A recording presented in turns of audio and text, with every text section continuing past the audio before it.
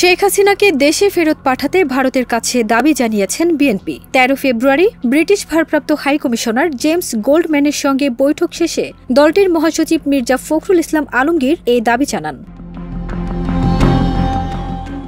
Fascist Sheikh হাসিনার নির্দেশে দেশে গণহত্যা হয়েছে উল্লেখ করে মির্জা ফখরুল বলেন, আমরা চাই ভারত সরকার অবিলম্বে তাকে বাংলাদেশের সরকারের হাতে ফেরত দেবে। তাকে বিচারের আওতায় আনতে হবে। এছাড়া শেখ হাসিনার সহযোগীদের বিচারের বিষয়টি উল্লেখ করেন তিনি বলেন, শেখ হাসিনার নির্দেশে গণহত্যা হয়েছে। তারই নির্দেশে এখানে গণহত্যা হয়েছে, এটা আজকে প্রমাণিত হয়ে গেছে। দেশের মানুষকে তিনি অত্যাচার নির্যাতন করেছেন। যত মানবাধিকার লঙ্ঘন, গণতন্ত্র হত্যা সবকিছুই তার নির্দেশেই হয়েছে। সুতরাং এটা প্রমাণিত হয়ে গেছে হাসিনা ফ্যাসিস্ট।